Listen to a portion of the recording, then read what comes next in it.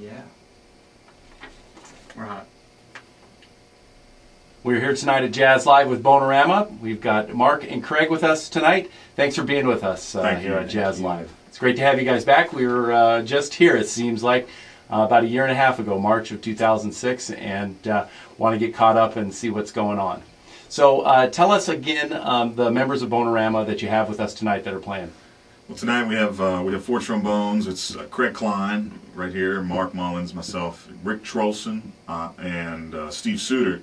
We have Bert Cotton on guitar, Matt Perrine on sousaphone, and Eric Bolivar on the drums. Excellent. So you, since we last talked, you've had a new disc out, Bringing It Home, which continues a string of live releases from the band. Can you tell us why you're focused on live recordings as opposed to something in the studio? We love, you know, we've been spending the last several years touring all around the country, and we love playing in front of people. Every night's different.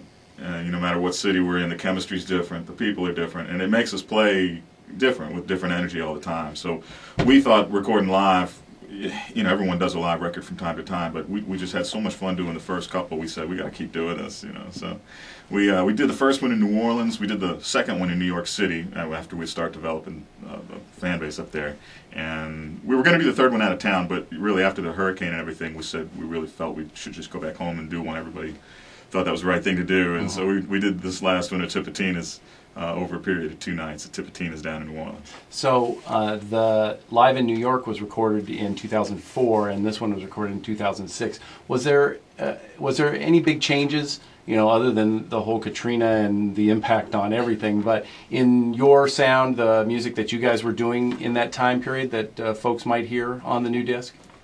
Well, the first change we had was we lost one of our members, Brian O'Neill, the bass trombone player, had a heart attack in New Orleans in 2005. So that was a huge change for us, and we added back Rick Trolson, who used to be in the band.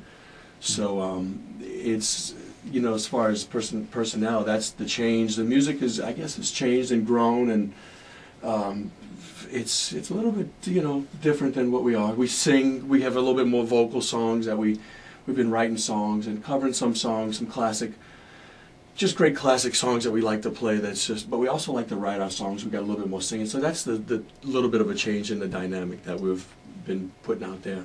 So did you feel like there was some need to add vocals or to do some other things? What brought about that change? You know, I don't know. We both like to sing. Craig and I have sung in different bands before, and we realized the first record we didn't have any vocals on there. We're like, I guess we always thought of Bonerama originally as a brass band that could do a lot of different things. And you know, we were doing a lot of rock covers. We had one foot in New Orleans and the second foot like all over the place, and we still kind of maintain that. But we had been singing with different groups. We just thought it would be fun to do, and we like doing more and more of it. So you've got and you kind of alluded to this, Craig. You got some great covers on this one, including Led Zeppelin's "The Ocean." How did that particular tune get on the disc? Is that something you guys have been doing for a while, or? Well, you know, those songs, I mean, we all come from sort of jazz backgrounds, and the jazz repertoire, there's standard songs that you just do coming up. And I guess in the rock world there are standard songs too, and this is just one of them that Mark brought it in. He's a frustrated guitar player, and he brings in all of these great songs. And after we play them, it becomes our sound. With the trombone lays really well with the guitar. He knows how to arrange it and write it just for that. So it's one of those songs that's just a standard. It's like Bye Bye Blackbird. Yeah, man. Yeah. So another new thing on this one is Stanton Moore guests on this. Can you tell us? He's a fantastic drummer in all kind of different genres, and can you tell us a little bit about how you guys know him and then how he came to play on the disc? Yeah, actually Stanton just conducts. He doesn't play on this particular disc, so we needed a conductor. Shostakovich is not with the symphony anymore. He'll be happy to hear that. No, actually Stanton played, I'm just kidding, of course he's playing on it. He played on our second CD too. And man, yeah, just in New Orleans, we've known Stanton for a long time. We were at Loyola. We just missed each other at Loyola by like a semester, I think. But we knew each other. We were both, you know, young players, and really everybody in the band had known Stanton for a long time. And so we just thought it'd be fun to have him on board. He does gigs with us from time to time. Yeah. You know, he's done some short tours and stuff with us whenever Galactic's down, and whenever one of his million projects isn't working, he'll come out with us. You know, Stanton is a real New Orleans drummer, and that's one thing that New Orleans has that's very special is the groove and the beat. But drummers that come from New Orleans that really get into the real New Orleans culture, Stanton's one of them. And he's just one of the guys that just, whenever he plays with us or records with us, brings that special New Orleans oomph to it all. Well, let's talk a little bit about the New Orleans sound then, and where New Orleans music is now in post-Katrina. And I'm sure you guys do a lot of traveling and talking to a lot of people about this. But can you kind of summarize where the music scene is now, kind of compared to how it was before Katrina in New Orleans? I tell you, I say this a lot. It's changed. You know, there's a lot of musicians that still aren't back, that probably, a lot of them might not ever come back, but we're still hoping and trying to do whatever we can do to make sure as many of them can come back as possible. Although, the good thing about everything is that one of the first things that came back after the storm was the music scene. It was like, even though not everybody was back, whatever players were there realized, and the clubs realized, that first of all, everybody needed to get back on their feet and try to make a living, try to start working again for a lot of reasons. And the people that were working on their houses and everything and dealing with the cleanup immediately after there, they wanted to go out and have some normalcy too, and just have some sort of New Orleans back in their lives. And I think the Maple Leaf might have been the first place that reopened. And it was amazing. Like, you walk down the street, there'd be nobody in town yet, but the Maple Leaf would be packed. And you couldn't figure it out. But so that's been good, and I think, you know, as far as the way we play in New Orleans, we travel a lot, but when we play in New Orleans, I don't see a direct effect after the storm. I think it's as good now as it was, but depends who you ask. If you talk to people that used to work 5, 6, 7 nights a week there, they might say something different. Maybe there's not as many places to play, but like Tips is open, Maple Leaf, a lot of the big places are all there and still up, you know, doing well. Yeah, club scene is good. The bread and butter gigs that musicians would make a living at, conventions and jazz brunches and riverboats gigs. Those gigs aren't really back right now. You know, I mean, half the people in New Orleans aren't even back yet. But those gigs aren't back yet. But like Mark said, the club scene is good, and people are coming out and supporting what's going on in the clubs. And you know, one good thing is, sometimes when you have a bad situation like this or anything, sometimes good things come out of it all. And the one good thing, I'm sure there's a lot of good things, a lot of people are stepping up and doing things they would have never done before, but one good thing that's happening with the New Orleans music scene is that people are getting to play with other people. There's sort of a cross-pollination going on here. And we've been lucky enough to be a part of some of it. And something recently that we did, we collaborated with a band called OK Go. And there was a couple of guys that we did a benefit in 6-7 months ago for the Future Musical Coalition, which is an organization involved with net neutrality and just different positive things that affect musicians. When we did this show, Damian Kulach from OK Go was there, along with the Indigo Girls and a bunch of other things. Damian sang some songs, some OK songs with Bonerama that Mark arranged. And after the show, he said, well, we need to do this again. Let's get together and do it. Well, there was another ongoing project that was going on for Al Carnival Tom Johnson. That's he's a figure in New Orleans that wrote a song that's very popular called When It's Carnival Time. And Al's house was in the lower 9th Ward, got totally washed away. He's living between Houston and New Orleans. He wanted to get back. Well, they started a fundraising thing to buy Al a house in a musician's village. Habitat for Humanity has a project going. It's a musician's village started by Harry Connick Jr. and Bradford Marcellus. So Damian said, let's finish this project. Let's make a recording with me and maybe another guy from OK Go with Bonerama. We'll put them up on a net and we'll sell them, and the money that comes in for that, we'll put it toward the rest of the Al Johnson thing. So that's one of the other things that's really a positive thing that's coming out of the whole Katrina thing. Yeah. Well, that's awesome to hear, because that's one thing that in the mainstream media you don't hear about the comeback of New Orleans as being, you know, driven a lot by the music, you know, and that's great that some of the things that we all think of as the heart of New Orleans, that the music is part of the driving factor, you know, kind of bringing things back. You hear a lot of negative things about what's been going on, but yet I think that one of the positive things is the flashlight that's just on the New Orleans music scene since the storm. You know, and there is definitely a lot of good going on. Right. It's not all good, but there's a lot of good. So are there organizations that you guys know of or that you guys participate in that or causes that other people like us that on this coast can do to that you feel are really good in helping out a lot that we can support and do things for? Well, yeah, there definitely are, and it's a much needed grassroots effort that's been going on. The Musicians Clinic is a really important thing that I think has helped out a lot of musicians, and there have been a lot of national bands, the Allman Brothers and Pearl Jam, have donated lots and lots of money, and then among other, I think Dave Matthews, and then just people from around the world have donated money to the Musicians Clinic.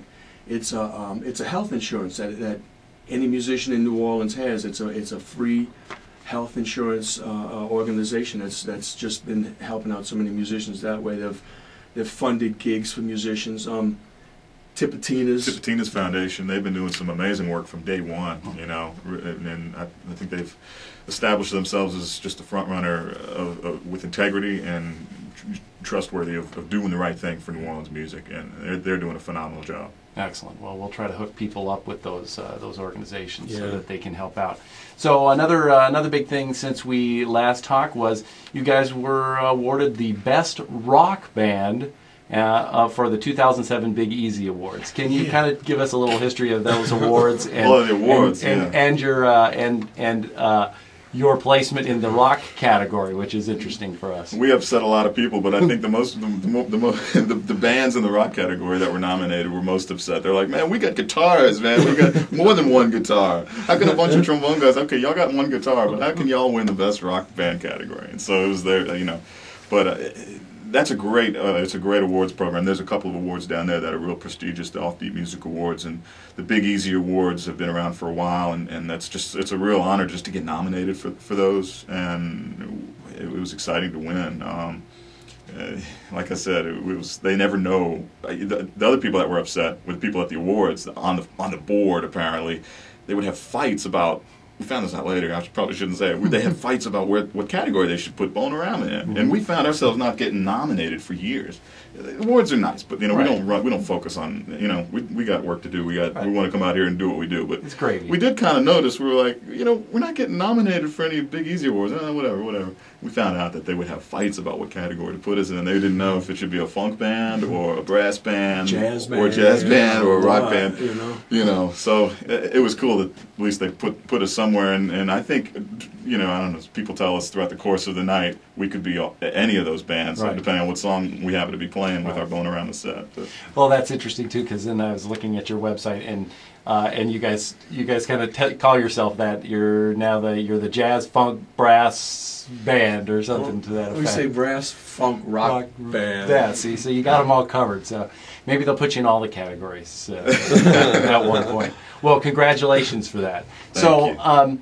I noticed that you guys are doing some shows in some different places, Colorado and then here on the West Coast. Can you kind of give us an idea of what's up and coming in particular shows, and then in general, what kind of projects and things are you guys working on for the future? No, absolutely. We love being in San Diego. We've been here several times, and it's great seeing everybody here at the station.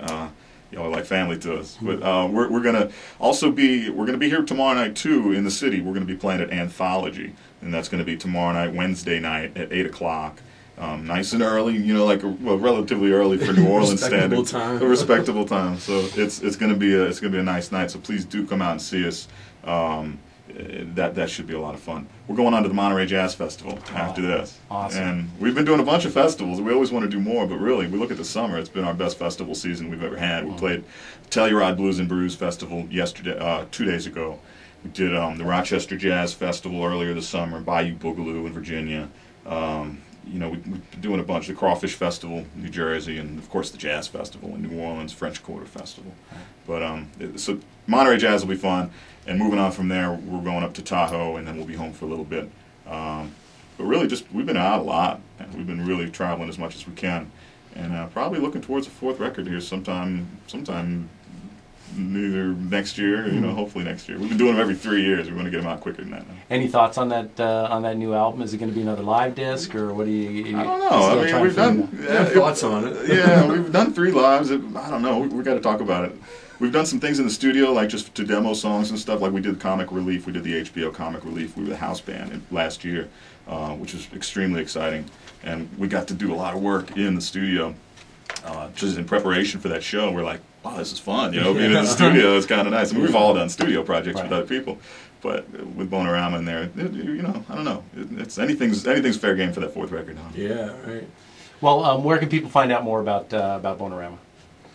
Bonerama.net. It's BONERAMA.net. Also MySpace. Yeah, MySpace.com/Bonerama. The spelling is often misspelled, but it is BONERAMA. And we've been blogging, we've been putting up pictures of where we're going every day, trying to do that every day while we're out on the road. So do check in with the MySpace area. Yeah.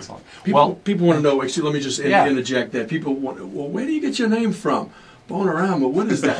And it's like, excuse me, but we do play trombones, and sometimes people call them bones, or what, it's, so there's a... I got to tell you, I had lunch today, somewhere downtown San Diego. I had lunch today.